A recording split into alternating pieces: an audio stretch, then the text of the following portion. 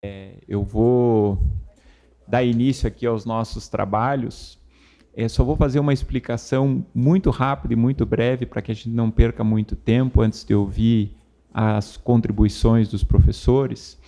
A ideia deste evento surgiu lá no Instituto Professor Assis Gonçalves, de Direito Empresarial e Cooperativo, no qual nós fazemos com frequência reuniões científicas, debatendo temas atuais de direito empresarial e cooperativo. Quando veio a notícia da existência e da possibilidade de reforma do Código Civil na matéria de direito de empresa, com a instauração de uma subcomissão específica, e veio a lume o relatório desta subcomissão, nós lá no Instituto, e em parceria com o Instituto dos Advogados do Paraná, eu fiz a proposição para o presidente, que está chegando ali agora, e ele prontamente aceitou, né, professor Lucchesi, o desafio de a gente fazer esses eventos para discussão desses relatórios de proposição de reforma.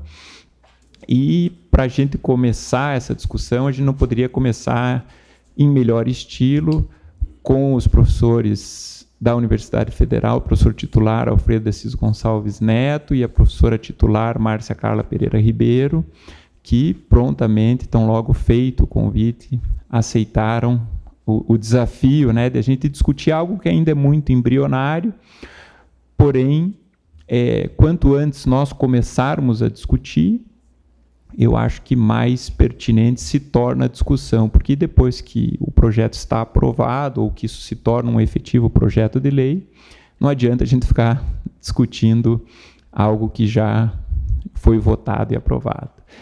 E já fiz a apresentação dos nossos convidados, e também a Mariana vai contribuir com os debates. Então, é uma oportunidade aqui que a gente tem de debater e discutir esses temas.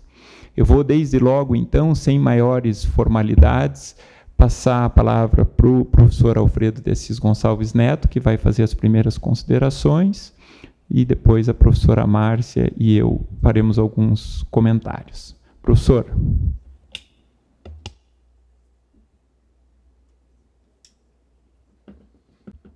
Obrigado, Luiz Daniel, obrigado por terem me convidado para esse evento. E é uma satisfação sempre vir ao Instituto aqui, porque aqui a gente também discute temas de alta relevância. Agora, na presidência do Guilherme Lucchesi, nós temos também tido uma atividade intensa. Eu só lamento não poder estar acompanhando, como gostaria, as reuniões que aqui têm sido realizadas. Mas esse tema é de transcendental importância, porque o direito civil mexe com a vida do cidadão de modo geral. E nós temos problemas seríssimos de uma reforma que pretende fazer um novo código. Muda... esse projeto tem, só na parte de direito empresarial, eu acho que nós ficaríamos aqui uma eternidade debatendo as inúmeras propostas de alteração legislativa. Escolhi algumas coisas para pontuar apenas e mostrar a importância da discussão desse projeto. Na minha ótica, ele dificilmente terá condições de ser aprovado, porque são tantas eu diria, as tensões que daí decorrem e tantos interesses em jogo, que acaba acontecendo o que aconteceu na aprovação do próprio Código Civil, que levou quase 30 anos de tramitação. É um novo código, mentalidade é diferente, há discussões até de questões ideológicas e assim por diante. Eu queria inicialmente dizer o seguinte: há uma tentativa, por exemplo, de resolver um problema processual com a alteração do Código Civil. Antes de entrar no tema que eu pretendo abordar, a parte relativa à dissolução de sociedade, à liquidação, ficou de fora do Código Civil, o Código de Processo. O Código de Processo tratou muito mal isso. Então, o que fizeram?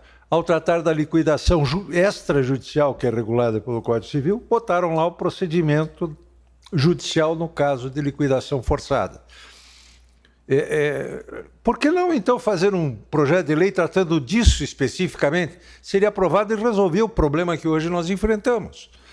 No bojo do Código Civil, vai se colocar matéria de processo inadequada só para resolver um outro problema que não é do Código. Não é? Coisas desse tipo tem aos montes.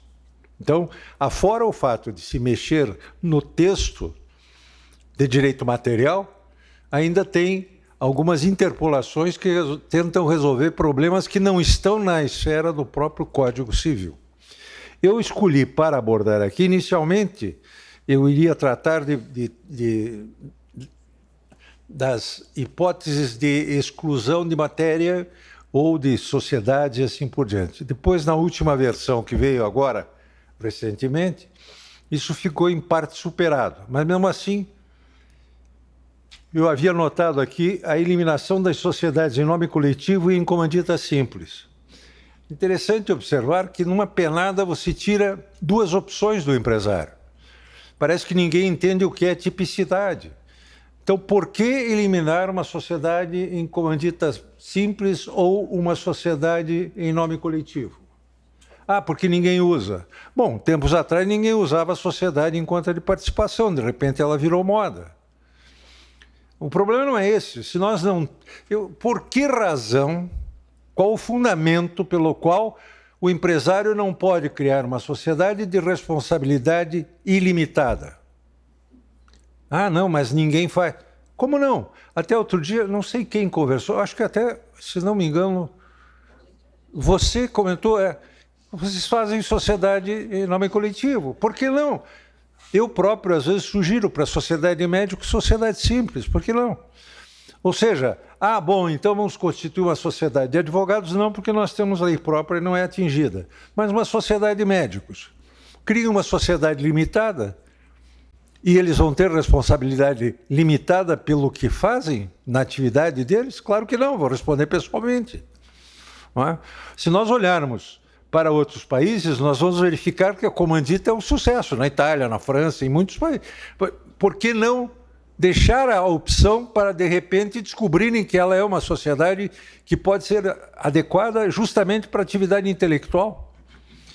Quando eu participei daquele projeto de elaboração de um novo Código Comercial, eu propus a criação da sociedade de profissão intelectual, foi regulamentada, e a ideia era meio que no modelo da sociedade em comandita, para que os médicos, por exemplo, tivessem possibilidade de trazer investidores, mas ficarem com as rédeas na mão, proibindo que esses administradores hospitalares, que hoje não são médicos, venham controlar o exercício da medicina, que é o que está acontecendo. Em outros países, eles não podem figurar na administração, podem ser investidores e, por isso, ter responsabilidade limitada para não serem contagiados com eventual responsabilidade médica. Isso é um exemplo muito fácil de entender. Ninguém usa porque realmente o costume eliminou no Brasil a possibilidade de se constituir sociedades em comandita. O professor João Napo Borges, na época que escreveu o tratado o direito comercial terrestre dele, ele criticava as comanditas porque disse que elas eram boas ao nascer, mas depois transformavam muito custosa a atividade social por conta dos sócios que recebiam dividendos. E aí isso onerava muito a atividade e assim por diante. Era só saber a maneira de cuidar, de criar isso que funcionaria. Então, uma das críticas que eu faço é essa ideia de eliminar só porque não está sendo usada.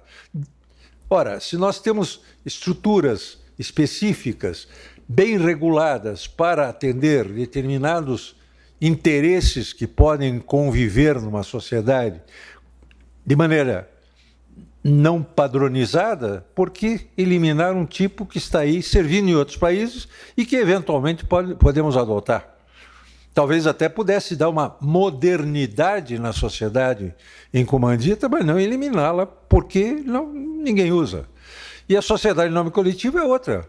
Por que tirar do mercado uma sociedade que pode a pessoa assumir? Não, eu vou ter responsabilidade ilimitada, porque aí eu tenho crédito na praça muito melhor do que uma sociedade limitada. Tempos atrás, eu havia insistido na ideia de que, como nós criamos a limitada sem uma regulamentação muito adequada, ela servia para tudo. Então, quem pode fazer uma limitada e, portanto, garantir que não se responsabilizará por nada, vai optar pela limitada e não vai constituir uma sociedade em nome coletivo, uma sociedade em comandita. E foi o que aconteceu no Brasil.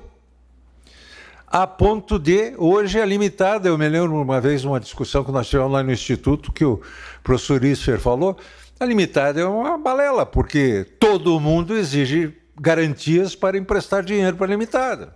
Não é? Então, o sócio não tem responsabilidade limitada. Como sócio não, mas como avalista, como fiador, como não sei o quê, ele vai ter a responsabilidade que ele gostaria de não ter. Né? São distorções que vieram e a nossa cultura hoje realmente não alcança a importância dessas alternativas. Bom, a outra questão que eu gostaria de falar, também falando sobre exclusões, eu abordaria dois temas em matéria de sociedade cooperativa. A sociedade cooperativa é uma sociedade pouco entendida. Eu até escrevi recentemente um texto que vai ser publicado sobre a sociedade cooperativa singular, tirando o nome de sociedade. Porque esse nome, sociedade cooperativa, tem dado margem a 1000 confusões. Inclusive nos tribunais da interpretação dos textos que dizem respeito às sociedades cooperativas. E o Código Civil não foi feliz em tirar a cooperativa das opções, aliás, de uma categoria própria e jogar, eu diria, o regime das sociedades simples para as cooperativas. Então, a cooperativa não tem absolutamente nada a ver com sociedade simples, mas o seu regramento supletivo é das sociedades simples. Não dá para entender, mas é isso que está lá. Então, vamos corrigir. Não, o que se faz? Aí a proposta é de eliminar a regra que diz que cooperativa não precisa ter capital. Por que não precisa ter capital? Por que precisa ter capital? Ela não é uma sociedade no sentido próprio do termo, ela se distancia da sociedade em 1001 aspectos. Aí diz, não, mas é que isso é coisa da OCB. A OCB acha que não deve ter sociedade cooperativa sem capital porque as que surgiram acabaram sendo extintas. O que acontece? Houve uma época em que, quando o Código estava sendo discutido, surgiu um problema econômico no Brasil muito sério, em que surgiram subempregos e as dificuldades com algumas sociedades, e os próprios empregados das sociedades começaram a se reunir para tocar uma empresa que antes era tocada por capitalistas. E depois vieram as ideias de criar as cooperativas de catadores de papel e etc. E que, a se exigir que tenham um capital, pode ser que você inviabilize o empreendimento que não precisa de capital para permitir a ajuda mútua e o desenvolvimento da atividade em integração de pessoas que atuam no mesmo ramo. E hoje nós temos... porque a associação, não sei das quantas, seria uma cooperativa. É que nós não temos a cultura da cooperativa e aí o que acontece? Não tem outro jeito, vamos criar uma associação. Podia criar uma cooperativa. Então extingue porque ninguém está usando ou porque quem usa não consegue ir adiante. Pô, mas a associação vai, por que essa não vai? Não é? Então vejam, uma desnecessidade de mexer em algo que está lá como opção também. Se você quiser criar uma cooperativa e não tem dinheiro, cria cooperativa, por que não? E é interessante porque o argumento, eu cheguei a conversar com uma das pessoas que defende esse ponto de vista, disse, não, mas aí põe um capital pequeno. Eu digo, põe um capital pequeno, R$2, não é? Qual é o limite? Não tem, a lei não estabelece. Né? E se estabelecesse, seria exatamente cortar a possibilidade de certas pessoas estarem no mercado através desse sistema. Bom, eu estou falando aqui, vocês vão ver que eu só vou falar mal. Tem coisas boas, eu quero abrir um parênteses, mas eu acho que é importante chamar a atenção daquilo que está errado, que não pode continuar, que não faz sentido que esteja aqui. Não é? Eu até me impressionei com uma disposição que foi... Ah, sim, e a outra que eu acho importante é a seguinte, vamos tirar o nome de sociedade simples e botar civil, só que a civil ficou sem saber qual é o tratamento, porque tem o tratamento da sociedade simples, e daí diz, não, a sociedade é empresária ou civil. E o que é civil? Aí tem uma regrinha que eles mantiveram, que a comissão manteve, que diz que a sociedade civil pode adotar qualquer dos tipos de sociedade empresária. Se não o adotar, aplicam-se as disposições da sociedade simples. Mas não é simples. Ou é simples? E se é simples, por que é civil? Quer dizer, não funciona. Bom, eu também anotei uma situação interessante que até me levou a um primeiro engano. O artigo 985, na redação anterior, atual, aliás, diz que a sociedade adquire personalidade jurídica com a inscrição no registro próprio e na forma da lei dos seus atos constitutivos. Esse dispositivo é alterado para dizer o seguinte: a sociedade adquire personalidade jurídica com inscrição no registro público de empresas mercantis e na forma da lei dos seus atos constitutivos. Isso me levou a concluir que nós estaríamos eliminando o registro civil das pessoas jurídicas das sociedades em geral. Porque aqui era antes as sociedades no registro próprio. A regra é sobre sociedades, não ainda empresárias ou simples ou civis.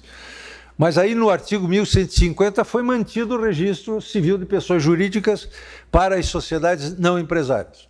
Então, continua o sistema igual, a redação aqui que está equivocada. Isso, claro, pode ser arrumado, mas eu até aplaudiria a reforma se concentrasse todas as sociedades no sistema do registro público de empresas mercantis. Então, mercantis não precisaria nem usar, né? Bom, também anotei agora um problema sério que é a questão da sociedade em comandita por ações. Esta foi mantida, mas mantida com a seguinte redação, vejam bem. A sociedade em comandita, 1090 do Código Civil, a sociedade em comandita por ações tem seu capital dividido em ações e rege-se pelas normas relativas à sociedade anônima.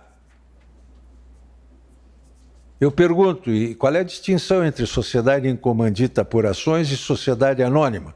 Se ela tem o capital dividido em ações e rege-se pelas normas da sociedade anônima. É o que está aqui. Ela não tem duplicidade, não tem duas categorias de sócio? Aqui não está dito, não. E vai na lei das SA, nas normas relativas à sociedade anônima, você não encontra essa divisão. Agora, a coisa mais séria do que isso é o seguinte. Claro, que é um erro de redação, só pode ser, né? Mas o problema é o seguinte. Quando o Código Civil veio, até houve alguém que disse, não, mas nós temos normas da sociedade em comandita no Código Civil e na lei das SA. Veja o que disse o artigo 1090 na redação atual. Diz, a sociedade em comandita por ações tem seu capital, dividido em ações, regendo-se pelas normas relativas à sociedade anônima, sem prejuízo das modificações constantes deste capítulo e opera sob firme denominação. O que significa isso? Significa que a sociedade em comandita é uma sociedade que está regulada pelo Código Civil e rege-se pelas normas relativas às sociedades anônimas, no que no Código Civil não estiver ressalvado. Então, as disposições sobre comandita por ações que estavam na lei das SA sumiram. Claro, não tem como você, diante dessa redação, dizer que elas estão lá vigendo. Por quê? A sociedade em comandita rege-se pelas normas da sociedade anônima, sem prejuízo das modificações constantes deste capítulo, e opera sob firma de... rege-se pelas normas da sociedade anônima, não pelas sociedades por ações. Então não tem como buscar na lei das SA regras da sociedade em comandita. Acontece que o legislador nacional sempre... hoje, nessa profusão de leis que saem, sem pensar muito, acabou restaurando um dos dispositivos do Código, da lei das SA, sobre sociedade em comandita. Então ficou um negócio estranho. Como eu tive que comentar essa parte nesse livro que saiu recentemente, foi que eu me deparei com essa situação. Tem uma regra que diz, olha, o artigo 284 da lei das SA passa a ter a seguinte redação. Tem um artigo revogado, então agora passou a comandita está hoje regida pelas regras do Código Civil e pelo artigo 284 da lei das SA. E nessa barafunda ainda dizem que sociedade em comandita hoje é aquela que se rege integralmente pela lei das sociedades anônimas. A lei das sociedades, pelas regras, não é lei, pelas regras da sociedade anônima. Então ela não é nada mais, nada menos que uma própria sociedade anônima que resolveram dar o nome de comandita apenas como alternativa, não é? Porque ela não tem por que ser diferente.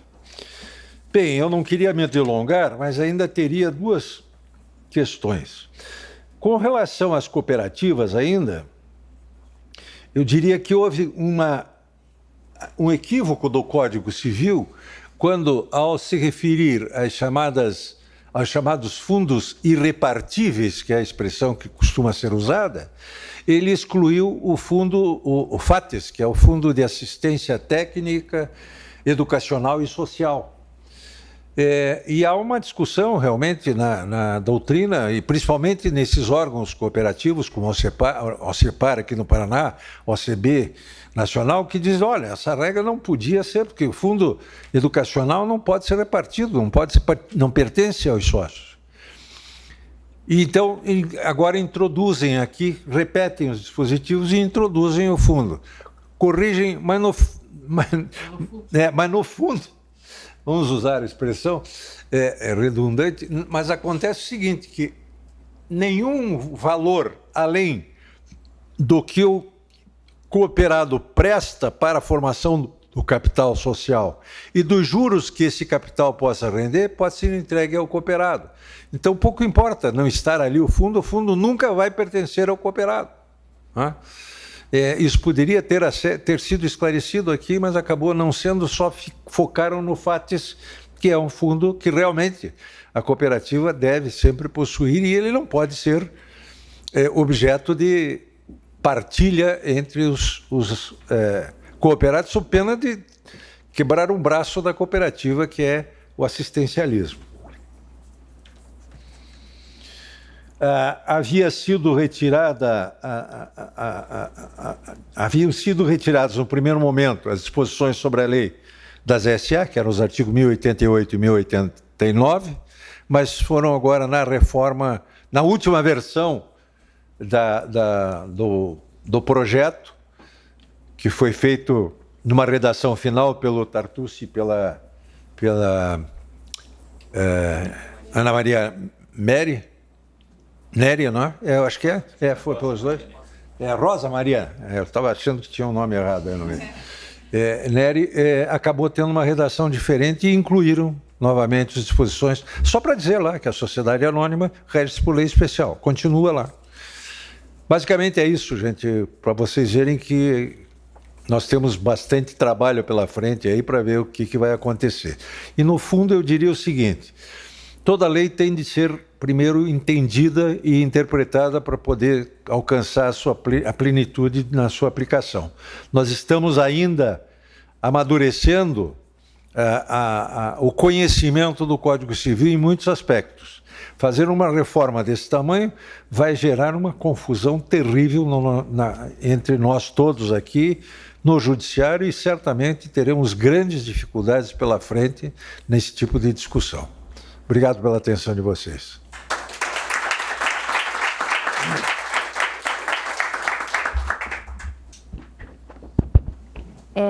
Obrigada, professor.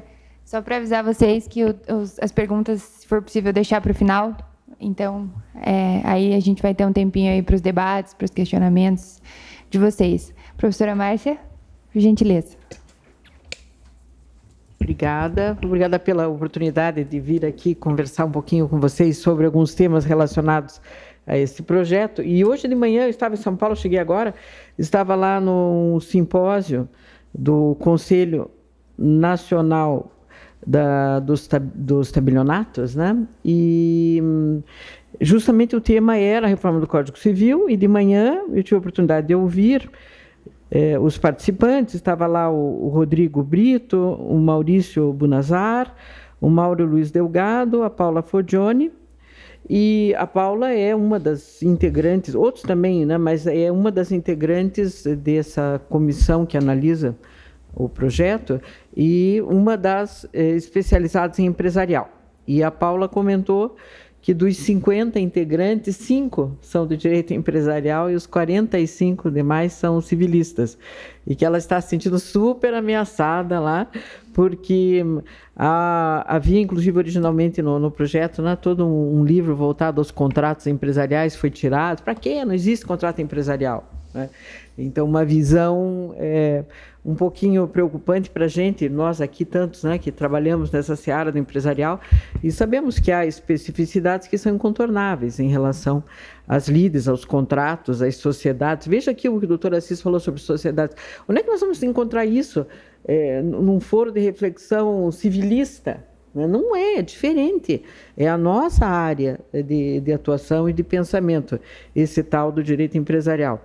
E eu quero só comentar com vocês que foi dito lá de manhã, e é verdade que o projeto ainda é muito incipiente, não é nem projeto de lei, nem anteprojeto, é uma discussão, uma comissão que está discutindo alguns temas que, quem sabe, sejam aventados para a propositura, daí sim, de um anteprojeto. Então, o Luiz Daniel salientou que é a hora da gente pensar, porque vocês sabem que hoje estava sendo votado no Congresso a reforma de novo da Lei de Recuperação e Falência?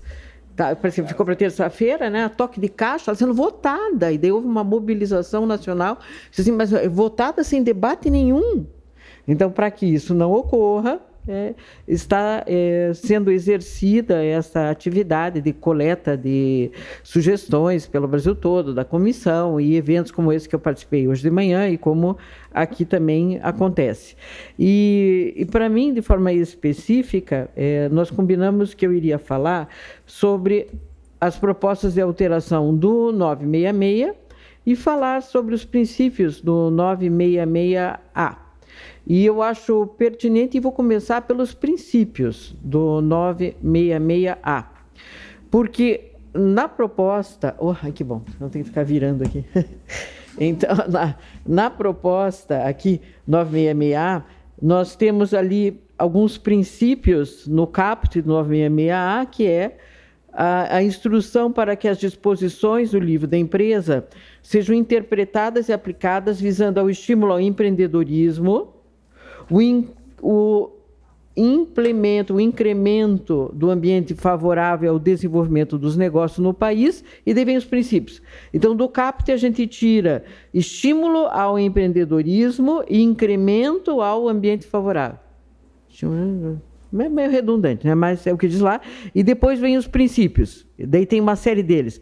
Liberdade de iniciativa, liberdade de organização, autonomia privada, autonomia patrimonial, limitação de responsabilidade dos sócios, primazia da força vinculante das normas contratuais, pactação servanda, princípio majoritário no âmbito das deliberações societárias, preservação da empresa, função social da empresa.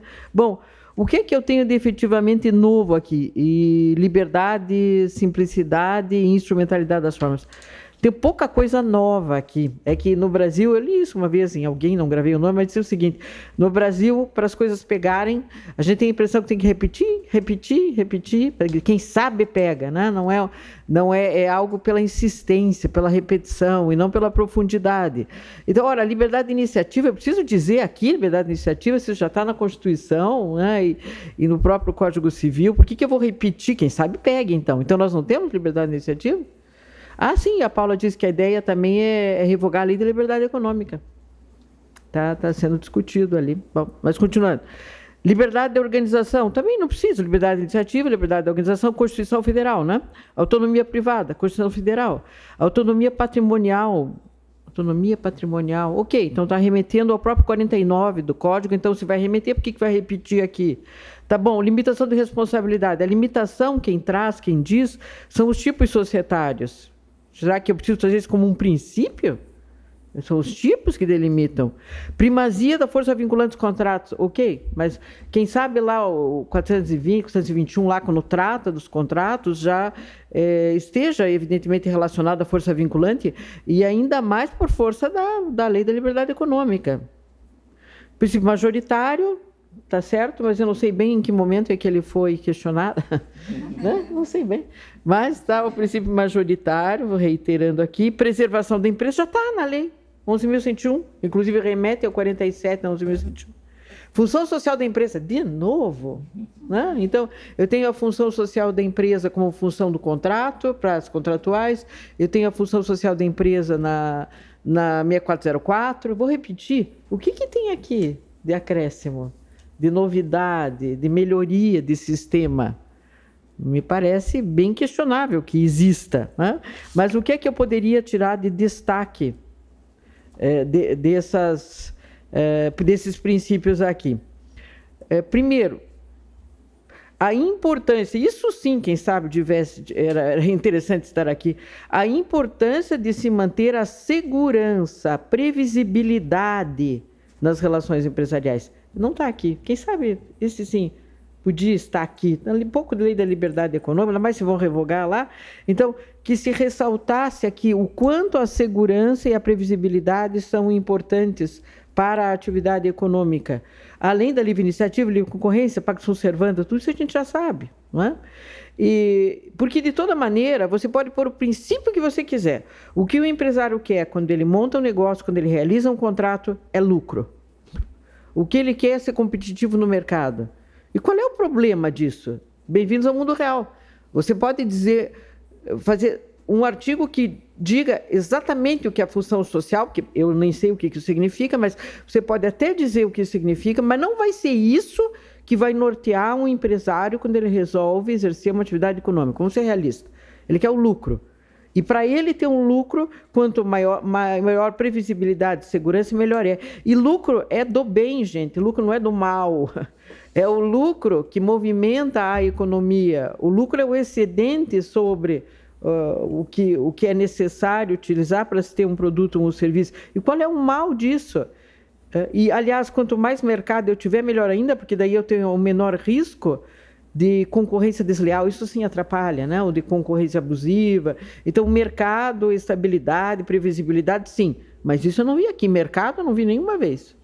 A menção. Tá tudo bem. Então, as relações econômicas não acontecem no mercado. Claro que acontece. E quem sabe se deva ressaltar essa característica. E uma coisa que foi comentada de manhã e que eu vou comentar aqui também é o perigo de se querer trazer para cá a questão da hipossuficiência como um fator nas relações empresariais. A hipossuficiência nos moldes da hipossuficiência das relações de consumo. Veja só que instabilidade provocaria nas relações empresariais, porque é muito óbvio que se imagine que uma relação empresa-empresa não vão ser empresas do mesmo porte. E será que a empresa de 1 milhão com a empresa de 100 mil caracteriza por si só uma hipossuficiência da empresa de 100 mil? 100 mil de capital, 100 mil de faturamento, sei lá. O que caracteriza a hipossuficiência? Hipossuficiência é porque há um mando no contrato. Ora, franquia não é pura hierarquia? E é um modelo que funciona, ok? Que se movimenta o mundo todo. Então, sim, há hierarquia nas relações empresariais, mas eu não vou classificar essa hierarquia como uma hipossuficiência, porque parto, daí sim, do princípio de que os empresários são profissionais e que atuam tendo mais dinheiro, menos dinheiro, mais conhecimento, menos conhecimento, que atuam profissionalmente na busca do lucro. E assumam os riscos disso. Porque, aliás, um jeito de você conceituar lucro é justamente como o que decorre da assunção dos riscos. E quem tem mais riscos, é natural que lucre mais. Nossa, que dura, Márcia, é tão liberal. Sou. Bom, o 966 diz o seguinte no CAPT, com a redação proposta. A empresa é a organização profissional de fatores de produção, com escopo de lucro no ambiente de mercado. Ah, então tá. Então, aqui, na proposta de alteração do 966, 2 elementos que nós não tínhamos no conceito tradicional do 966 hoje vigente. O meu lucro, realmente, o 966 não fala em lucro, né? É uma decorrência da atividade profissional e econômica, mas não fala no escopo de lucro. Só que, eu acho que tem uma falha aqui, não é escopo de lucro. Eu acho que é escopo de partilha de lucro, que são coisas diferentes. Né? Porque uma fundação, ela pode e deve dar lucro, uma associação pode e deve dar lucro, o que ela não pode ter é o escopo de partilha de, que é diferente. Né? Mas está aqui como escopo de lucro, meio duvidosinho, no ambiente de mercado, ok. Então é bom trazer a ideia de mercado aqui para o CAPT do 966. Depois, o parágrafo 1º diria na redação proposta, ao empresário ou à sociedade empresária cabe o exercício da atividade empresarial, empresário, estado empresário. Acho bom, porque às vezes as pessoas confundem quando fala em sociedade e não entendem bem quem é o empresário e que uma sociedade empresária é uma forma de empresário. Quem sabe seja um conceito interessante. Depois, parágrafo 2º, não se considera atividade empresarial o exercício de produção intelectual, tudo igual, salvo se o titular requerer sua inscrição no registro público de empresas. Então, tira aquela parte final que diz salvo se caracterizar elemento de empresa, não é? Para dizer salvo se o titular optar, que é o que já acontece com as rurais, né? Exatamente a mesma situação das rurais. Quem sabe seja mais preciso do que dizer elemento de empresa, porque quando a gente vai explicar para os alunos o que é elemento de empresa, é tão complicadinho, né? O que é elemento, quando é que se transforma no elemento de empresa, pode ser que a escolha seja interessante, a escolha pelo registro. Porém, é óbvio, no meu entendimento, o ideal mesmo é que não tivesse distinção. Por que eu vou continuar falando de empresa não empresária? Eu vou continuar tendo empresa não empresária. E todo mundo sabe por quê, porque a questão é tributária. Então, a gente vai manter aqui uma separação de caráter, custo-eficácia de caráter duvidoso, porque eu tenho problemas tributários, ao invés de eu resolver os problemas tributários. Então, eu mantenho aqui uma separação, que não sei se faz muito sentido, ainda mais quando a gente vê agora qual é a tendência de se ampliar para todo tipo de empresa, inclusive empresa não empresária, recuperação, falência, e independentemente de registro na junta. Então, por que eu vou manter imprecisão? Então, creio que são essas minhas contribuições, considerando os dispositivos que escolhi tratar aqui. Espero ajudar na promoção de um debate bastante maduro sobre as propostas de reforma. Porque reformar por reformar, puxa vida, qual é a vantagem? Eu sei qual é a vantagem. É para depois quem participou dizer assim, código Márcia Carla Ribeiro. Não é? Então, aí é a reforma pela reforma. Não é? Obrigada.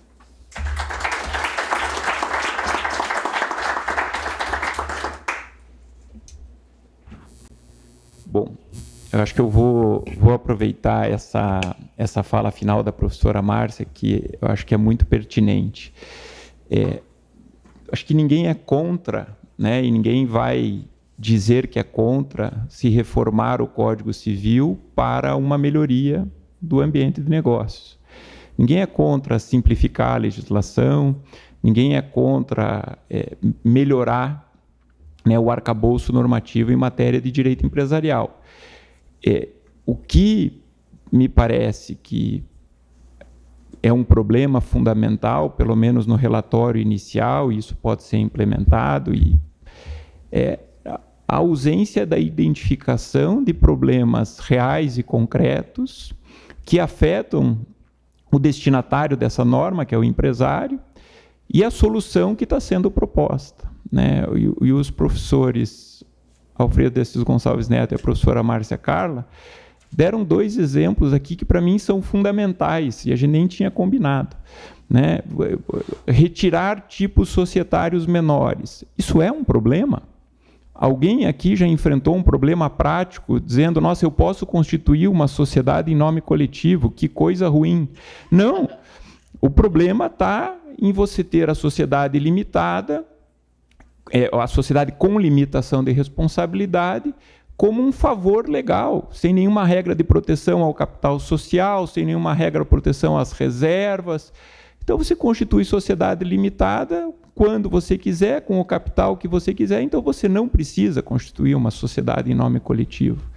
O problema está do outro lado, e ninguém falou em mudar a regra de proteção do capital social ou de constituição de reservas, como se fez, por exemplo, no direito continental europeu e como se faz nos Estados Unidos desde sempre. Né? Então, você vai retirar a opção e vai ficar batendo em teclas e em princípios que não vão sustentar. Não adianta enunciar o princípio da limitação de responsabilidade se você não tem regras organizativas internas dos tipos societários com limitação de responsabilidade que te permitam chegar para um juiz trabalhista e dizer, olha, aqui eu cumpri os requisitos da limitação de responsabilidade e meu negócio é um insucesso e eu não devo ser responsabilizado. Agora, se você constitui sociedade limitada com subcapitalização à torto e à direita, depois você não vai convencer nenhum juiz. E eu diria, com razão. Né? Como é que você vai dizer que uma sociedade que exerce uma atividade de valores vultuosos teve um capital de R$10.000? Isso é subcapitalização formal, né? Quando não há subcapitalização material por conta dos empréstimos do sócio. Então, assim, o meu ponto central aqui é a identificação de falsos problemas e mudanças meramente paliativas, e o que tinha que ser mudado, me parece, não está sendo mudado. A professora Márcia deu o exemplo dos princípios, né? Primeiro, ali tem casos, né, professor, que são regras, não são princípios. E o que é princípio já está no sistema. Então, eu vou enunciar princípios que já existem. Nada útil, né? Não melhora. E eu acabei escolhendo aqui 2 temas que, para mim, são problemas e não tiveram solução adequada. E peço perdão a vocês se minhas reflexões não estiverem adequadas, e acho que a gente pode debater um pouco sobre isso depois. Então, um dos problemas que a gente tem aí na advocacia societária, do ponto de vista prático, é exercício do direito de retirada. Aqui estou falando de um assunto muito sensível na frente do professor Assis, que tem uma posição que é de todos conhecida, que é irrefutável, né? O artigo 1029 do Código Civil não se aplica a sociedades limitadas, porque há uma regra específica para tutelar o exercício do direito de retirada, que é o 1077. Como o 1053 diz que só se aplicam a sociedades limitadas o que não está disciplinado nas suas normas específicas, você não tem uma regra de regência supletiva, que é a aplicação do 1029 às sociedades limitadas. Isso, evidentemente, suscita diversos problemas práticos e uma judicialização desnecessária de um tema que é simples, porque você não sabe se o sócio da sociedade limitada pode ou não exercer o direito de retirada ad nutum. Há uma divergência sobre a interpretação disso. Né? Para doutrina relevante, o professor Assis é um deles, peço licença até, professor, para fazer essa referência, diz que não cabe, porque há uma incompatibilidade com da regra do 1029. Então, é um problema que tinha que ser resolvido. Resolveram esse problema, eu acho que tornaram ainda pior. Né? Propõe-se uma nova redação ao 1029, dizendo, sem dizer se cabe o direito de retirada ou não, então é quase uma regra que está pressupondo a possibilidade desse exercício, né? Diz lá o 1029, além dos casos previstos na lei ou no contrato, para o exercício do direito de retirada, o sócio deve. Então não está dizendo se ele pode ou não pode, está dizendo como ele faz. Eu acho que aqui já tem um problema redacional. E aí vejam só a complicação. Interpelar judicial ou extrajudicialmente os demais sócios com antecedência mínima de 60 dias se a sociedade for constituída por prazo indeterminado. Complicaram, porque antes, para quem entendia que aplicava, a notificação era sempre extrajudicial, né? Agora estão criando uma dificuldade de interpretação. Ora, eu vou fazer isso judicialmente ou extrajudicialmente? E quando se fala em interpelação, eu não sei se é uma notificação judicial ou se é uma ação específica, eu fico na dúvida. Então, tinha que, pelo menos, se dar uma solução mais adequada a isso, dizendo, ó, se o sócio quer exercer o direito de retirada, nós já vamos falar um pouquinho da sociedade limitada específica, que é só da regra da sociedade simples, eu acho que dificultou. Aí mantém-se a prova de justa causa para sociedades de prazo determinado, mais uma complicação. Em processo judicial ou arbitral. Não tem por que fazer diferença entre processo judicial e arbitral. Se as partes escolheram adotar um regime de cláusula compromissória, o árbitro é juiz de fato e de direito. É atividade jurisdicional. Né? Não tem porquê, isso daqui está cheio no relatório, né? Dessas entre vírgulas, dizendo judicial ou arbitral. Não se tem que fazer essa distinção.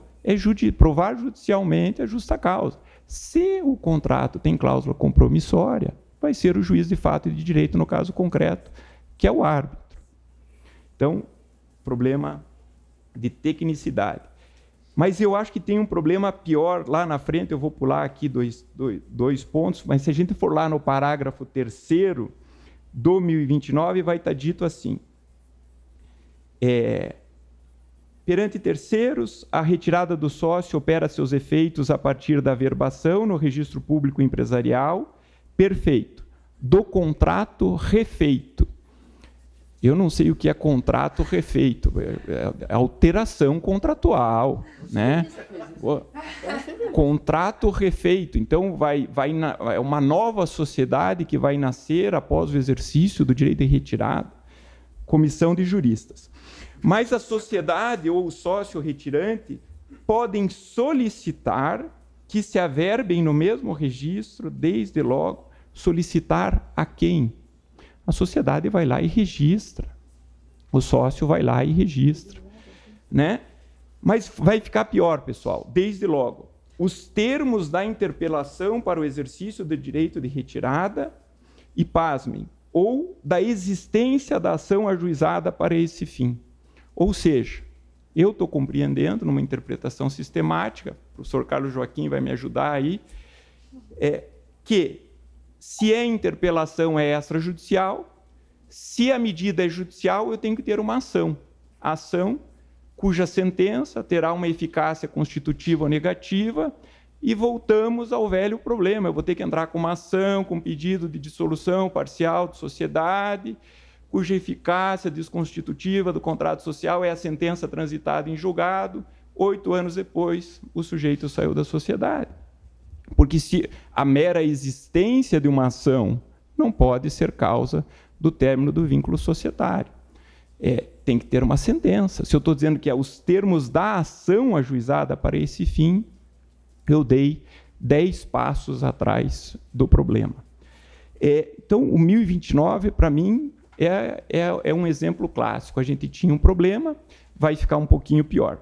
Se a gente for para o 1077, que era a grande divergência que existia em relação à matéria, eles resolveram o problema dizendo, sem prejuízo das hipóteses previstas no artigo 1029 deste Código, aí repete-se a mesma hipótese, que é a retirada motivada, né? No caso de sentido de alteração contratual, etc., etc. Faz algum sentido, pessoal, você preservar uma hipótese de direito de retirada motivada, se eu posso exercer esse mesmo direito ad nutum, né, sem justo motivo? Nenhum sentido. Então, revoga o 1077, porque ele está aqui só com um elemento figurativo para resolver mal um problema que o professor Assis tinha identificado lá, que é muito coerente do ponto de vista dogmático. É claro que... Então, é um exemplo, né, de um problema mal resolvido. E aí, onde não tem problema, eu acho que vão nos criar um outro, que a hipótese é do... bom, tinha outros problemas não resolvidos, eu me empolguei aqui um pouco, que é a questão, eu notifico a quem no 1029, né? A sociedade ou os sócios? Por que está lá notificar os sócios? Porque isso tem inspiração no Código Civil italiano, notificam-se os sócios porque as sociedades simples italianas não são personificadas. No Brasil, faz algum sentido eu notificar os sócios? Não, eu notifico a sociedade que se interpõe nessas relações. Mantiveram a necessidade de notificação de todos os sócios. Quem aqui advoga, sociedade de médicos, 50 sócios, o sujeito quer sair, como é que faz? Notifica os 49 sócios restantes. Sociedades de advogados, né? Muitos sócios, às vezes, notifica todos os sócios para exercer o direito de retirada. São sociedades personificadas, não faz nenhum sentido. Tinha um problema, que era notificar todos os sócios, problemas que nós vivenciamos na nossa prática, não resolveram. Bom, vou passar aqui, que senão eu vou prejudicar os debates. Estão propondo uma nova redação ao artigo 1030. Do que trata o artigo 1030? A exclusão judicial do sócio nas sociedades em geral, com aplicação nas limitadas e nos tipos menores, para alguns até aplicável às sociedades anônimas. Não vamos nem discutir isso aqui. O que diz o 1030? Ressalvado o disposto no 1004, que é a hipótese do sócio remisso, pode o sócio ser excluído judicialmente. Olha a mudança, Rodrigo. Mediante iniciativa dos sócios que representam a maioria do capital social. Qual que era a regra anterior? Mediante iniciativa da maioria dos demais sócios. Por que era essa redação? Porque eu tenho um instrumento para a exclusão do sócio majoritário que pratica falta grave. O professor Comparato escreveu sobre isso há anos atrás. E o Código Civil tinha contemplado a possibilidade da exclusão do sócio majoritário. Mas é uma exclusão judicial e disso não há problema algum, porque tem o juiz ou o árbitro, no caso concreto, que vai valorar se aquilo é falta grave ou não. Mas, diante de uma falta grave, pode, no sistema atual, a maioria dos demais sócios provocar uma ação judicial de exclusão. Claro que é um evento raríssimo na prática, mas você tem para que serve a ação de exclusão? Para proteger o fim social, né? Então, se o sócio majoritário está adotando práticas que justificam a sua exclusão, você tinha um instrumento. A nova redação proposta está dizendo, mediante iniciativa dos sócios que representam a maioria do capital social. Ou seja, o controlador nas sociedades simples, e penso que aqui é aplicável às limitadas, está protegido, ele não vai ser excluído porque ninguém pode entrar com ação contra ele.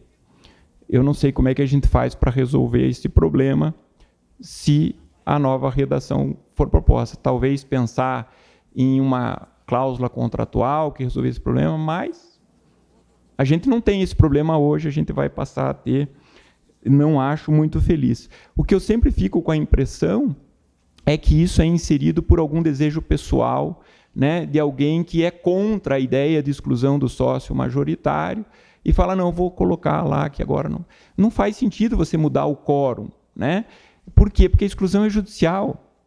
Perdão pela repetição, mas isso é muito importante. A exclusão é judicial, ou seja, ninguém vai ser excluído se um juiz não der uma sentença dizendo que aquilo caracteriza falta grave. Não tem por que mudar a redação do 1030.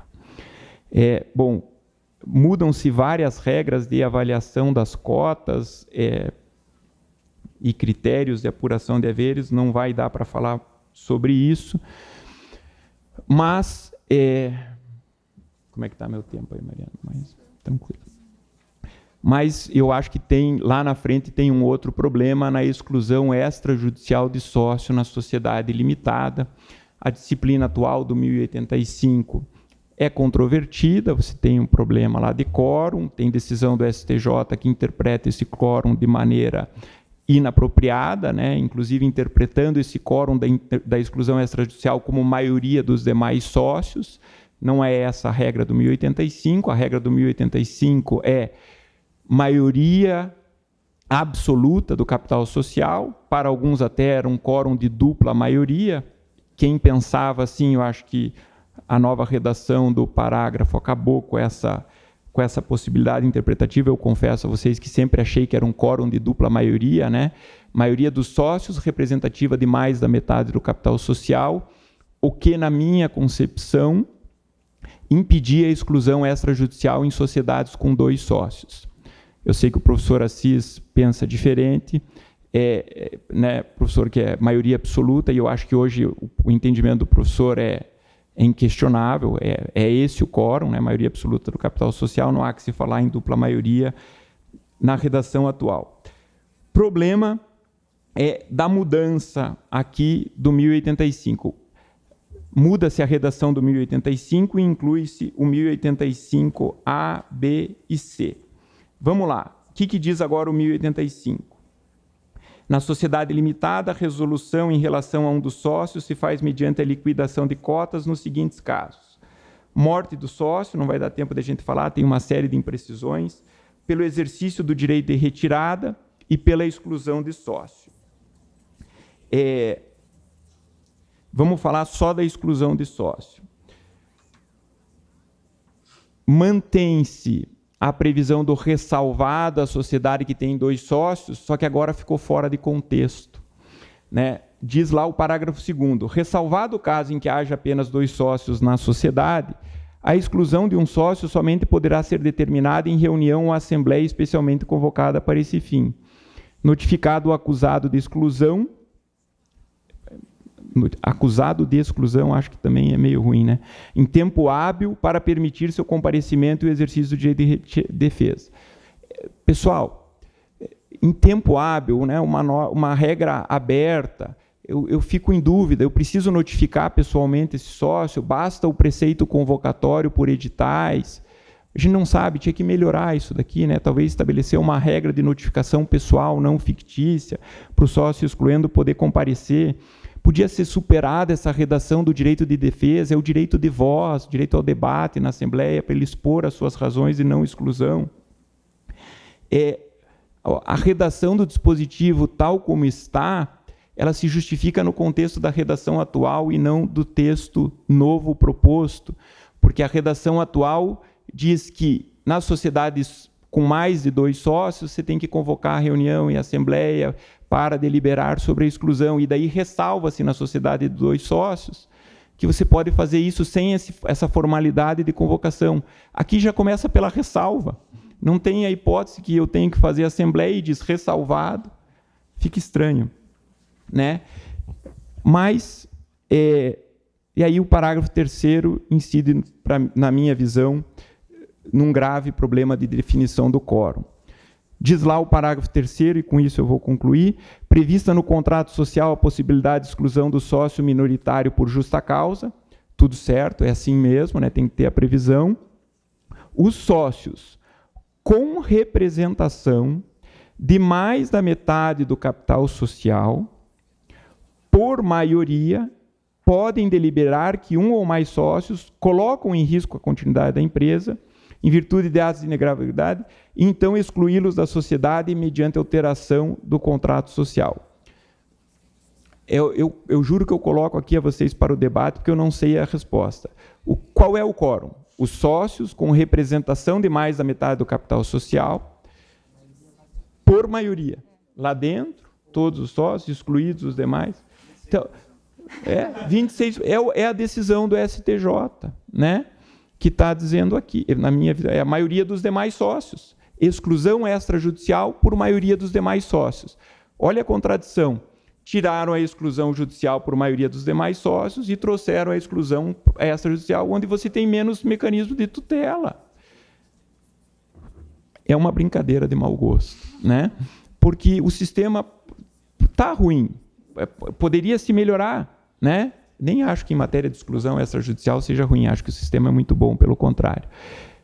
Mas vai ficar pior, porque, primeiro, representação de mais da metade do capital social, né? Os titulares de mais da metade do capital social. E aí eu vou lançar um problema para vocês, porque tem as hipóteses de criação de cotas preferenciais, sem direito de voto. Essas cotas entram no quórum, não entram, né? Tem uma série de problemas. Daqui a pouco você vai ter exclusão de sócio aprovado por 10% do capital social votante. Enfim, eu acho que os problemas não são poucos e não são simples, né?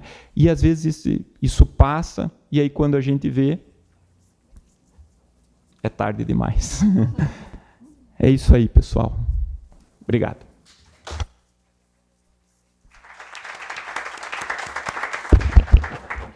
Obrigada, professor.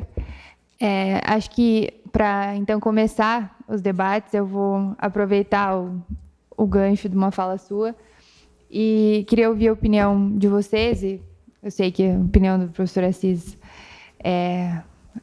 discorda, né, dessa questão. Eu queria ouvir o que vocês acham a respeito das cotas preferenciais, principalmente sem direito de voto, no âmbito das sociedades limitadas.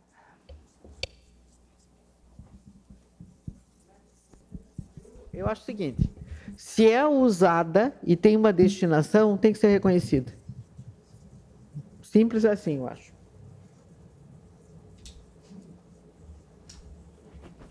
Eu não tenho esse entendimento. Eu acho que a sociedade limitada, ela tem peculiaridades que não permitem essa equiparação. Na sociedade anônima, nós temos o título que dá direitos. Na limitada, não. Nós temos um contrato social que vincula os sócios. Nós estamos querendo criar um título de cota preferencial. A cota preferencial é simples participação no sócio, no contrato social. A cota é isso. Não é ação, não é um título autônomo que contenha direitos em si. Os direitos dos sócios estão no contrato social da sociedade. De modo que criar cotas preferenciais, para mim, é uma incongruência. Mas as juntas têm admitido. Bom, as juntas têm admitido muita coisa. O DREI tem escrito bastante bobagem. Então, não é por aí que nós vamos.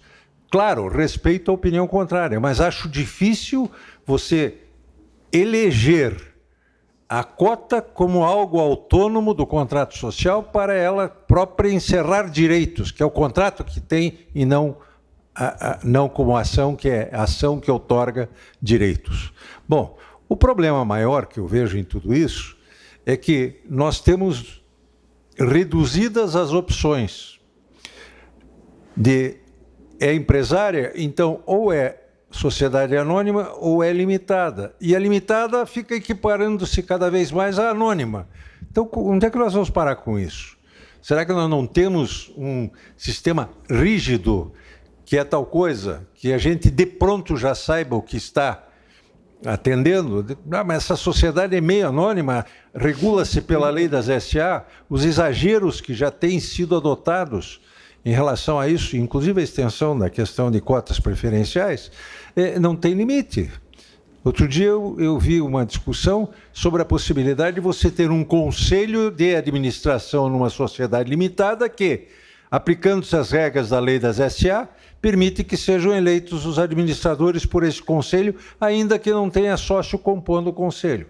Quer dizer, uma excrescência, mas aplicou a norma da SA. Então, qual é a diferença que nós vamos ter? Se cota equivale à ação, pode ter os mesmos direitos que a ação. Se pode ser um título autônomo. Se nós podemos estabelecer regras que são próprias da sociedade anônima e assim por diante. Então, a dificuldade, me parece que nós estamos indo para um caminho de equiparar as sociedades num padrão só. É sociedade. No direito estrangeiro, nós temos criação de sociedades anônimas simplificadas, exatamente para que se deixe bem claro que sociedade anônima é uma sociedade que possui partículas que dão direito aos sócios. Nas outras, os sócios têm direitos assegurados entre si em alterações contratuais. não dar direito a voto numa sociedade limitada, eu acho um absurdo. Claro, atualmente sustentam apesar da lei, que é contra a lei. Então vamos acolher esse entendimento. Vejam, a professora Márcia diz, não, eu concordo porque estão praticando. A minha preocupação é que essa prática está gerando uma uniformização de tratamento que não deveria existir. Por quê? Porque exatamente eu tenho um modelo que me atende, por que eu vou pegar um outro modelo e distorcê-lo para atender o meu interesse? Então não precisamos de modelo nenhum, acabar com a tipicidade. Era isso aí. O que eu acho, professor, e aí vou me apropriar um pouco das suas ideias, é que a gente precisava pensar numa reformulação do modelo societário, né? Então, qual é a disciplina da sociedade limitada? Quais são os tipos menores? Quais são as regras para fortalecer o capital social para fazer com que as sociedades de responsabilidade limitada funcionem? SA tem custos muito grandes para os empresários, então vamos fazer uma SA simplificada. Aí precisa resolver o problema do Simples Nacional, que não se aplica às limitadas, que foi a origem dessas cotas preferenciais nas startups, né? Os caras não tinham dinheiro, tinha que fazer umas cotas preferenciais, tinha que ter um título sem direito de voto, começaram a fazer sociedades por cotas com cotas preferenciais sem direito de voto para poder entrar no Simples Nacional. E eu acho que esse que é o problema, né? A gente não está discutindo o problema. Aí são soluções muito, muito pontuais que não resolvem aí para o empresário.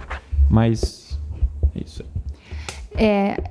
Até nesse sentido que o professor Assis falou, vinha a minha segunda pergunta, porque ao ler tanto o primeiro relatório da subcomissão quanto o relatório final, se percebe algumas reiteradas menções à aplicação, desde já, de regras da sociedade anônima, como, por exemplo, a regra do empate foi mudada, né, para harmonizar, e a justificativa é justamente essa, harmonização com as regras da sociedade anônima.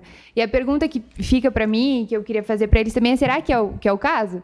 Né, a gente já não tem uma possibilidade aí de aplicação supletiva para quem quiser das normas da sociedade anônima, e agora, para alguns institutos, como as cotas preferenciais, como a regra do desempate, como a questão até do conflito de interesses dos administradores, que está ali no 1017, foram previstas expressamente a aplicação das regras da lei das sociedades anônimas.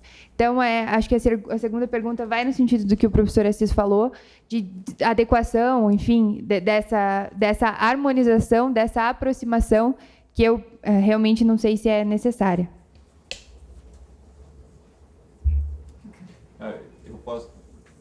Eu posso começar aqui, porque vocês viram que eu estou bem empolgado. Mariana, você falou de dois exemplos que eu acho que são sintomáticos disso, né? Regras de responsabilidade dos administradores.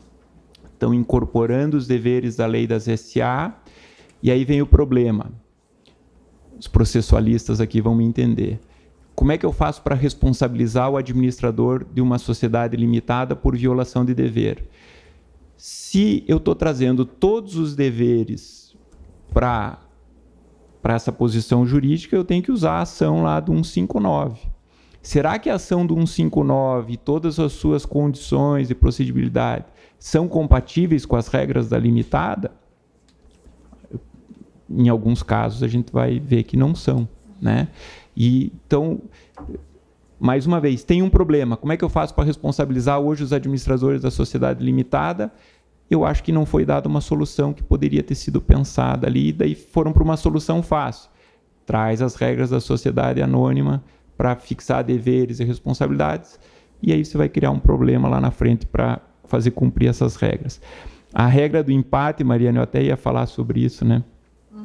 No caso de empate, se o contrato não estabelecer procedimento de arbitragem, eu parei aqui.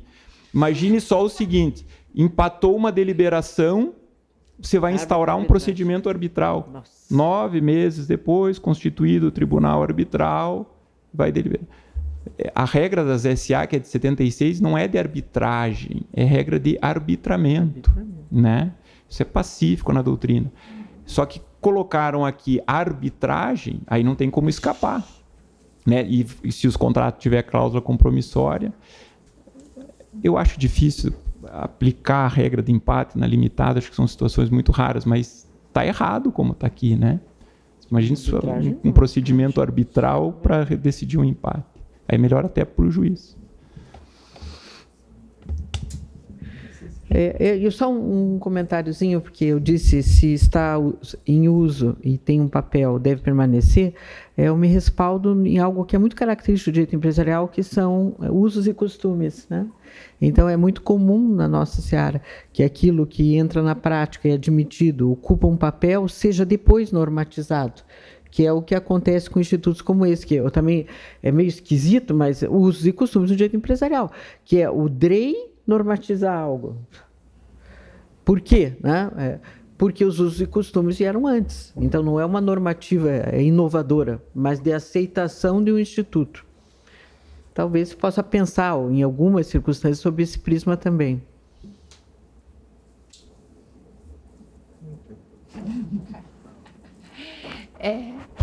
Enfim, alguém tem alguma pergunta? Por favor.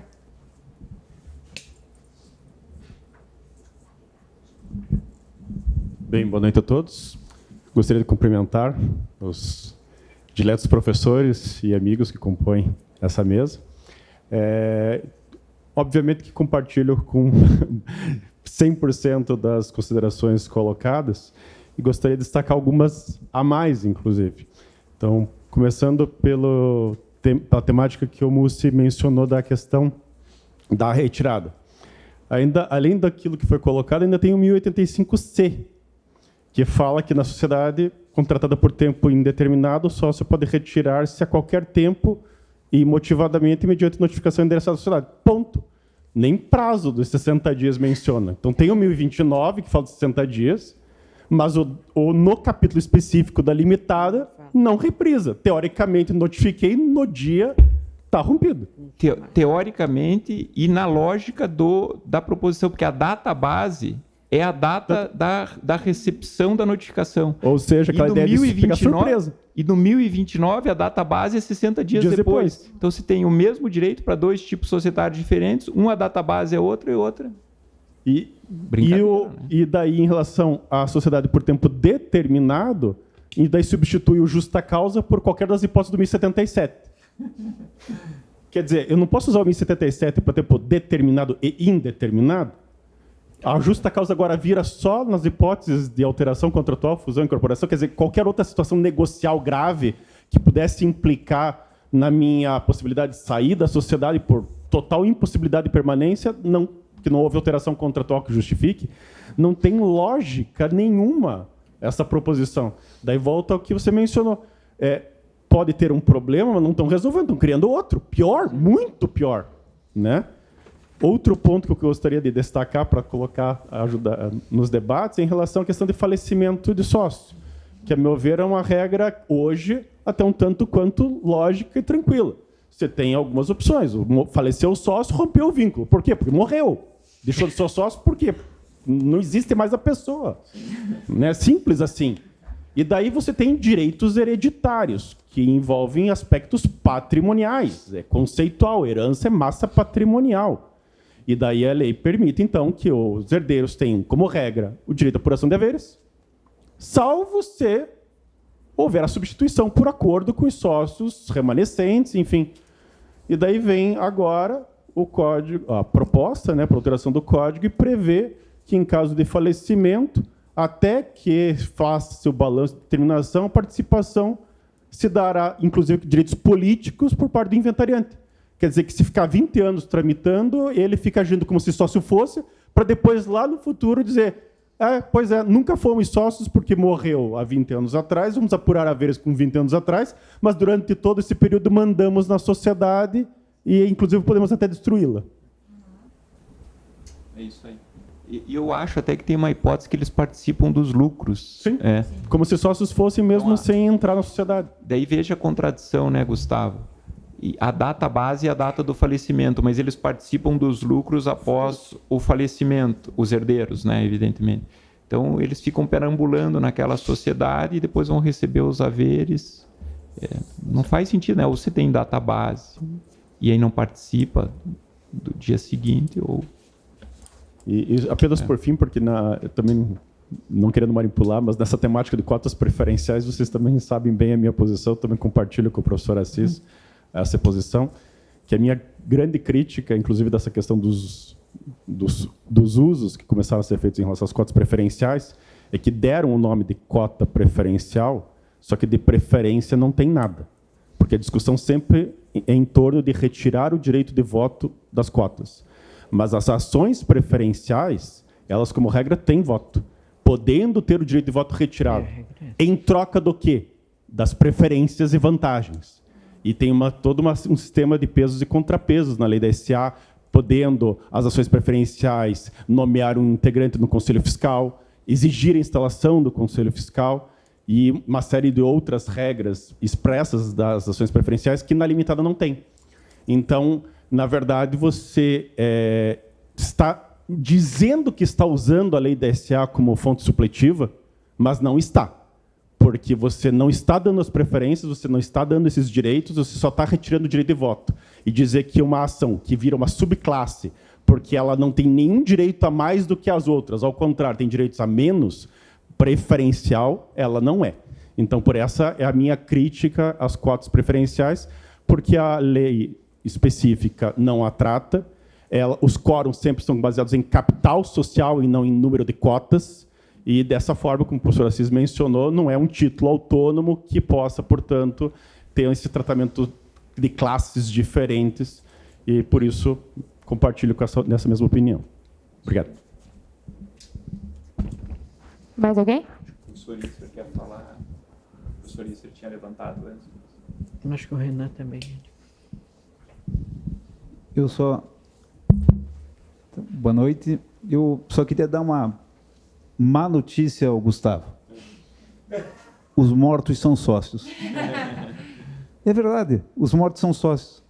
A junta arquiva o espólio como sócio.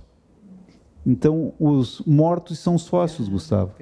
Se você requerer o arquivamento, e eu já tive o desprazer de ter isso, se você requerer o arquivamento de espólio como sócio de sociedade, eles arquivam.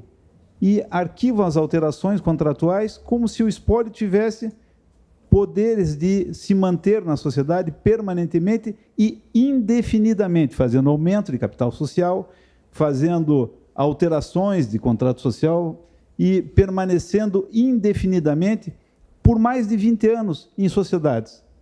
Então, os mortos vivem dentro das sociedades. Acho que é ali, né?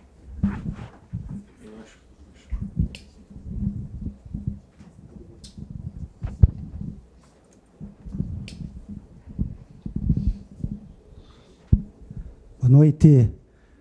As exposições e as questões dos debates, por um lado, trazem um desânimo com esse baixo nível do projeto de lei. Eu acho que traz um alento, porque o debate suscitou questões que nos dão esperança de que esse projeto não vai para frente por posições como essa aqui, né? Eu queria salientar 2 pontos que se tornaram 3 com a fala do professor Isser. Eu lembro desse caso, professor, na junta. E só esclarecendo, essa história da sucessão de sócio falecido, de cotas, né, de sociedade limitada, ficou mais de um ano em debate. Falaram aqui do DREI legislando. Nenhuma junta apoiou o DREI em fazer isso. Ele colocou audiências públicas, a Federação das Juntas opinou contrário e ele fez isso. Nos tempos do André Santa Cruz, que tinha como mote, era até um mote bem bonito, né? Ele falou, menos registro, mais societário. Então, ele criou cunhas no direito societário a partir do registro, e não o caminho inverso, que seria o certo, né? Professor, fui contra na época, né?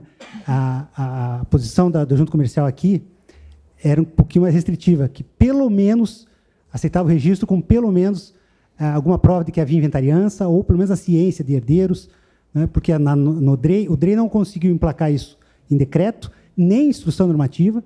Ele emplacou numa nota de rodapé sobre um item do manual de registro, que é um anexo do uma IN, dizendo que, para piorar ainda, Gustavo, não só os mortos são sócios, como os mortos podem atuar como sócios, mesmo sem inventário. né? Aqui, pelo menos, na Junta, a gente estava exigindo isso. Né? Então, agora a balança está para mudar, porque o DEIT está para rever essa questão. Pelo menos isso.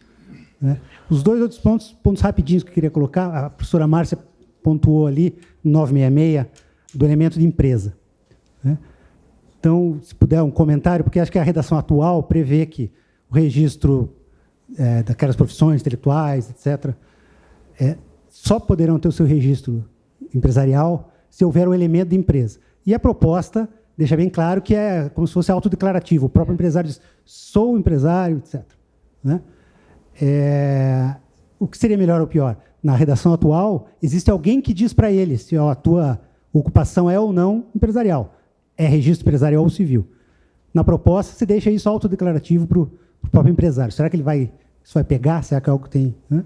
E o segundo ponto, se pudermos voltar no início da apresentação, quando o professor Assis falava da apresentação do projeto como um todo, se puder algum comentário ser dito sobre até que ponto esse afã do projeto de lei do Código Civil requenta algumas teses que estavam sendo colocadas naquele projeto do Código Comercial de alguns anos atrás, que também acabou naufragando.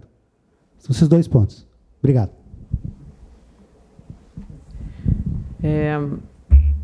Arthur Assis primeiro, porque eu esqueci a pergunta, eu tenho que lembrar primeiro. Não, eu vou fazer duas observações, mas vou começar pelo, pelo sócio morto. A mim me parece que esse problema está sendo maltratado por falta de de um regramento específico, porque há duas situações distintas nesse caso. Ou bem, há uma continuidade com os herdeiros, ou não há. Se há continuidade com os herdeiros, é indispensável que a figura do inventariante lá fique para proteger os direitos deles. Então, é indispensável, por quê? Vamos dizer que há uma cláusula contratual, aceita e sem discussão, que diga que as cotas do falecido transferem-se aos seus herdeiros. Com o falecimento, a abertura da sucessão e os herdeiros imediatamente herdam e, portanto, possuem o direito de participar da sociedade. Claro que não podem participar logo no início, porque precisam de um instituto que foi criado para atuar transitoriamente até que haja a divisão, a partilha. Então, nesse caso, o inventariante está ali representando o conjunto de herdeiros. Agora, quando há uma cláusula, eu estou falando em cláusula, não vou falar em desdobramentos, mas quando há uma cláusula que diz que não haverá possibilidade de ingresso, na abertura da sucessão, o que os herdeiros herdam? Herdam os direitos patrimoniais, mas não herdam o direito de ingressar na sociedade e, portanto, não faz sentido que ali esteja a presença de um estranho que não vai permitir, mais tarde, a acomodação dos herdeiros na sociedade. Isso não é regulado e, portanto, aí estaria uma das razões dessa confusão. Claro que o inventariante ali não é ninguém mais senão o representante dos herdeiros que ainda não sabem quem vai ficar com o quê ou com quantas cotas. São eles que estão ali representados em conjunto pelo inventariante, porque vão fazer parte ou já fazem parte da sociedade. Mas essas distinções deveriam ser realmente regradas para evitar essas absurdidades que têm acontecido. Não é? Pô, ficar aí um tempão, uma pessoa que não tem nada a ver e ficar atrapalhando a vida da sociedade, votando e assim por diante. Porque os credores do herdeiro não possam acessar. Não, pois os motivos são diversos, mas, enfim, é uma situação absurda. Eu só queria contar uma historinha rápida para vocês verem o que acontece. A regra do artigo 1077, lá do Código Civil, sobre direito de retirada, ficou uma pérola. Ela diz, além dos casos, ressalvada a hipótese do artigo 1029, também tem direito de retirada. Acabou, não precisa mais nada. Para que o resto da redação? Se cabe o artigo 1029, o resto não tem sentido. Então, essa regra ficou assim redundante. Além dos casos 29, mas tem outros além do 29? Não tem. Porque ele é amplíssimo, vale em todas as situações. E a história que eu queria contar a vocês é a seguinte. Um dia o advogado do interior me procurou, dizendo, olha, houve um problema assim, assim, assim, e nós estamos aí aguardando que decorra o prazo de 30 dias para ver se não entra, se o camarada não entra com pedido de recesso. Porque, veja, aconteceu tal coisa, uma modificação de objeto da sociedade e tinha uma resistência, o sujeito não fez nada. Aí eu disse para ele, só tem um detalhe. Passado o 30º dia, ele pede a retirada com base no 1029, porque estão admitindo. Então, ou seja, não, tem 30 dias para exercer o direito de retirada, o 1077. O 1077 não vale nada, se disser que se aplica o 1029 para as sociedades limitadas. E a evidência ficou agora nessa reforma. Além dos casos do artigo 1029, também tem os de 1077. Como é que é? Quais são os do 1077 que já não estão enquadrados no 1029? Não é?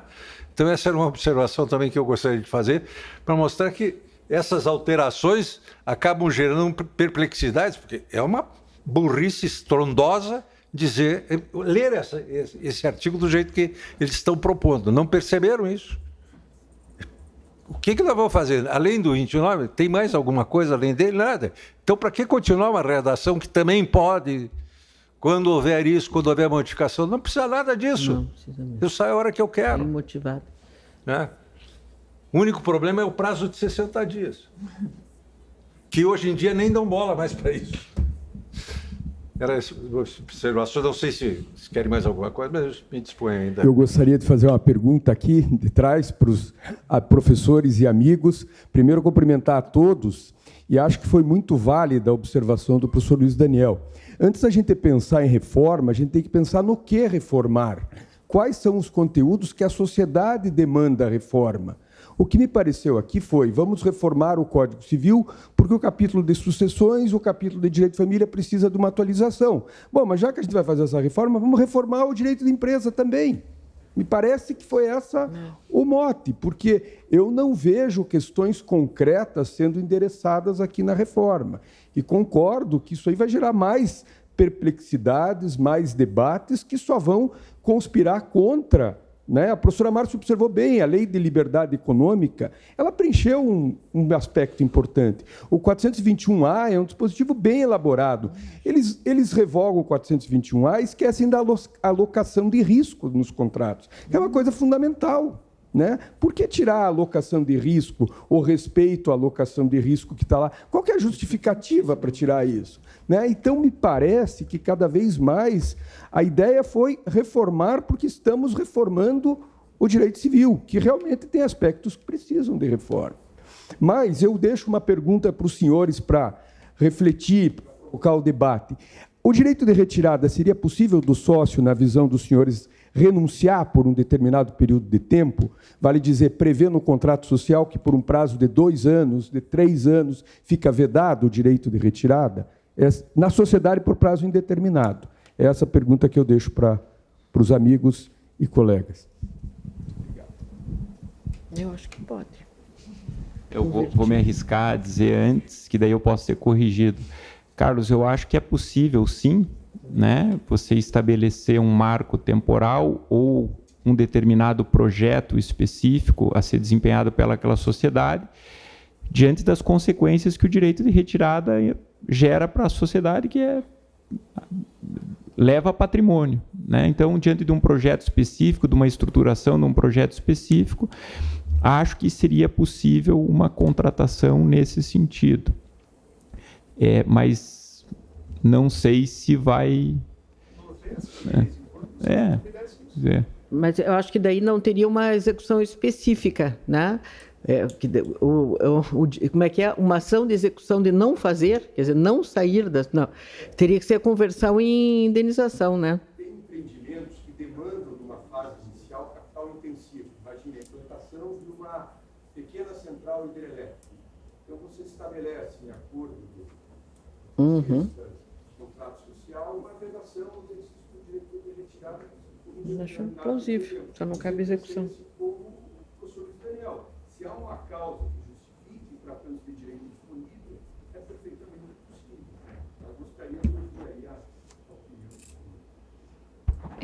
Eu vou dar a minha opinião, embora, né, sejam todos professores. Eu estava pensando que talvez eu não vou nem tentar responder se pode ou não pode, mas eu contornaria essa regra colocando uma cláusula, talvez, de apuração de haveres com critérios muito ruins num curto prazo. Então, para não entrar nessa discussão. E aí fazer, sei lá, uma saída escalonada, tal, e tornar desinteressante a saída. Mais do que mexer em retirar o direito de retirada, talvez. Ter terminado a sociedade nesse período, prorrogar o tempo indeterminado, passado aquele período, mantendo o negócio com os que não exercessem a saída. Então, você prende ele por tempo determinado, não poderia exercer a retirada, e daí depois, se mantivesse ele na sociedade por tempo indeterminado, daí não termina. Seria outra forma de contornar o problema. Fugir da resposta. Eu acho que isso teve um caso que nós fizemos isso e acabei lembrando aqui de vários casos que a gente faz isso, especialmente nas questões de startups, né? Você precisa do sócio que tem a inteligência necessária para a consecução da atividade inicial. Você quer manter uma atividade, né? A captação do investidor, é muito comum que você coloque para esse sócio o stop order de sair da sociedade. Ele fica mantido na sociedade, ele fica vedado de sair da sociedade por um determinado tempo, até que o investimento seja completo ali, né? E isso é bem comum nas startups.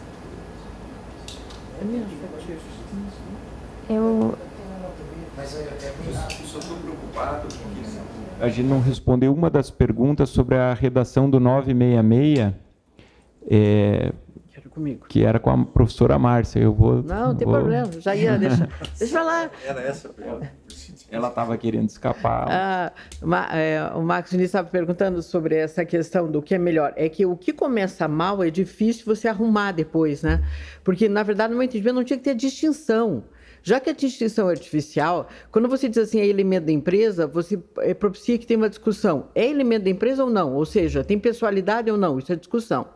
Se a questão é a opção por registrar ou não, também vai levar uma discussão. Alguém vai requerer a falência daquela empresa e vai dizer assim, olha, ele não requereu o registro na junta para fugir de um regime ao qual deveria se submeter.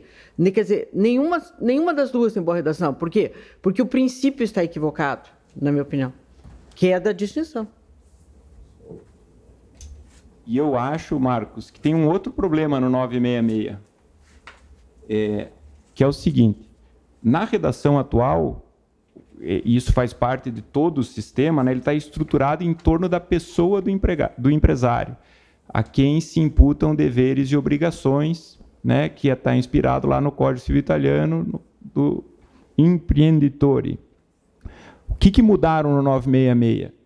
Mudaram o epicentro do sistema, né? A empresa é a organização profissional de fatores de produção com escopo de lucro no ambiente de mercado.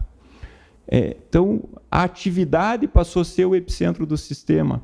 Eu acho que isso tem consequências lá na frente, né? Daí diz, ao empresário ou à sociedade empresária, cabe o exercício da atividade empresarial. Daí, não se considera atividade empresarial o exercício da profissão intelectual, salvo se o titular requerer a sua inscrição no registro público de empresas, ressalvadas as obrigações assumidas a partir do pedido de registro. Eu estou entendendo que o sujeito pode, no meio do percurso da sua atividade, mudar a sua natureza, como se fosse facultativo, como é para o empresário rural hoje. Eu acho, uma opinião muito pessoal, claro, eu acho que fica pior, né? Porque gera insegurança jurídica. Você não sabe se o sujeito pode fazer o pedido de recuperação judicial ou não, se as dívidas anteriores à transmudação do registro submetem-se aos efeitos da recuperação judicial ou não. Nós vamos voltar a discutir velhos temas, né? No registro facultativo, é preciso compreender, e você sabe melhor que todo mundo, qual é a função do registro, né? O registro não é um instrumento para tutelar o empresário, para tutelar os terceiros que com ele contratam. Não para fugir de regime jurídico. Foi um prazer ouvi-los e me chamou a atenção, professora Márcia Carla, quando a senhora fala que a professora Forgione disse que estão querendo revogar a lei de liberdade econômica, não fica claro para mim se isso é expresso no texto ou se é uma ideia que tiveram na discussão oral. Existe uma... Revogam-se os artigos da lei de liberdade econômica? Acho que não. Não, né? Não, só está na... na cabeça. Na cabeça. No mindset, já diriam os coaches. Legal. Mais alguma pergunta? Renan.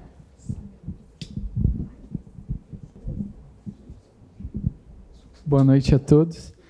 Professores, eu tenho uma pergunta, na verdade, saindo um pouco do direito societário e indo um pouco mais para o direito da insolvência.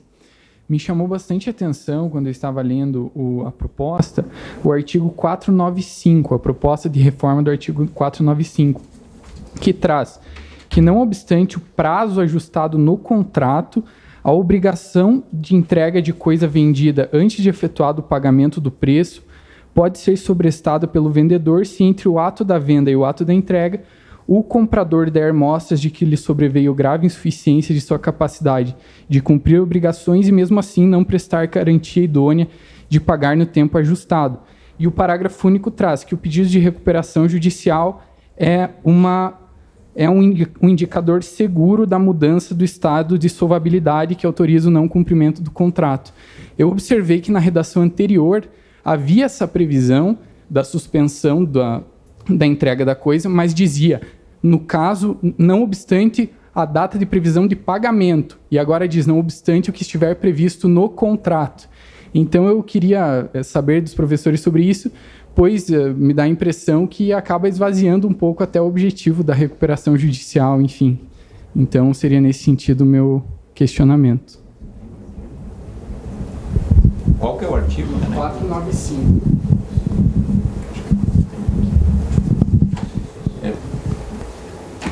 Eu confesso que eu não sei a resposta, porque eu não cheguei a analisar essa parte dos contratos, que está fora do relatório da subcomissão aqui. Então... pode ser que tenha mudado de ideia, então, Renan. Tá vendo? Não está mais.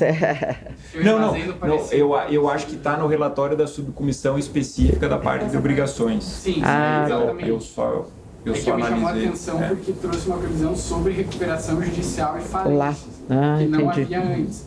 Então, nesse sentido, também adentraria a seara empresarial, que acabou... Eu não pensei também. Eu acho que se eu não estou muito enganado, esse dispositivo ele vai de encontro à ideia de um artigo que era esquecido. Exatamente. Da sensibilidade. Isso. Se chama. Então, quando a parte parece que não vai cumprir o contrato, parece que ela vai entrar em recuperação judicial, parece que ela vai entrar em insolvência, o credor pode exigir da contraparte uma garantia idônea para que o contrato não seja extinto. Então, esse dispositivo exige o consumidor dele é esquecido. E aí, ele junta essas duas ideias e realmente joga essa ideia na recuperação. Mas eu acho que ele é muito mais uma intenção de direito contratual do que direito da insolvência. O que me chamou a atenção foi que antes a redação falava apenas em pagamento, e dessa vez ela trouxe não obstante que está previsto no contrato. E me chamou a atenção porque diz que o pedido de recuperação judicial é uma prova suficiente. Então, se é um contrato, por exemplo, de fornecimento a prazo, e a empresa pede recuperação judicial, em tese, estaria autorizado a descumprir o contrato. E isso foi o que me chamou a atenção. Ou seja, autorizada a resolução. A não entregar. A não entrega da Eu acho que aqui tem, Renan, eu acho que aqui tem dois problemas, né? Primeiro, a falta de compreensão da dinâmica contratual e empresarial, que são contratos de execução continuada e trato sucessivo, então acho que isso nem se aplicaria para um contrato de fornecimento, talvez se aplicasse para um contrato spot, né, de uma entrega de coisa específica, né? Mas eu acho que se isso entrar num contrato que se insere no exercício da atividade econômica, complicou as recuperações judiciais, eu acho que os juízes nem vão aplicar isso, né? Porque né? Que aconteceu no decreto 1.761, que autorizava você deixar de cumprir, na época, quando você pedia concordata, a tinha carência decretada e havia a compra e venda a prazo e tal, que havia o pedido concordado, você estava autorizado a deixar de projeto. É quase que uma releitura da regra do 766. Porque sem os contratos, como é que vai fazer para recuperar nos contratos de fornecimento? O professor Íscar é o maior especialista. Escopagem de preço. Escopagem de preço. Mais alguém? Acho que não.